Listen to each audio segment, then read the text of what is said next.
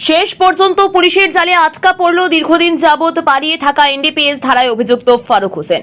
রোজ রবিবার তাকে বিশালগড় এইচডিজিএম কোর্টে সোপর্দ করা হয়। উল্লেখ্য, কিছুদিন পূর্বে চৌরাম পেট্রোল পাম্প সংলগ্ন জাতীয় সড়কে 81 বাক্সে 804 গ্রাম ব্রাউন সুগার সহ দুর্ঘটনার কবলে পড়ে দুই যুবক। খবর পেয়ে বিশালগড় থানার পুলিশ ছুটে গিয়ে বাইকের মালিক তথা নেশা কারবারি কবির উদ্দিনকে গ্রেফতার করেছিল।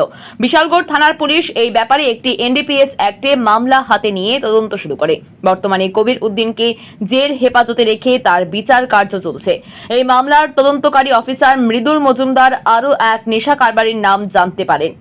বিশালগড় থানার পুলিশ শনিবার গভীর রাতে উক্ত মামলায় জড়িত থাকার অভিযোগে সোনামুড়া থেকে ফারুক হোসেন নামে অপর এক নেশা কারবারিকে গ্রেফতার করে। রবিবার সমস্ত আইনি প্রক্রিয়া শেষে ধৃত ফারুক হোসেনকে 3 দিনের পুলিশ রিমান্ড চেয়ে বিশালগড় মহকুমা আদালতে প্রেরণ করে।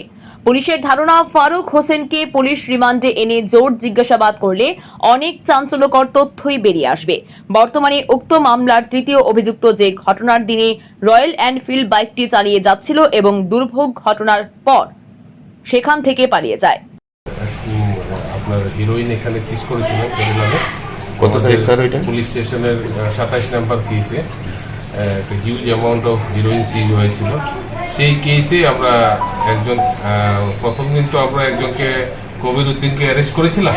এখন তাদের একজন অ্যাসোসিয়েট ফারুক হোসেন, তাকে আমরা গ্রেফতার করেছি এবং তাকে আমরা আদালতে পুলিশ রিমান্ডের অনেক কিছু বেরিয়ে আসছে।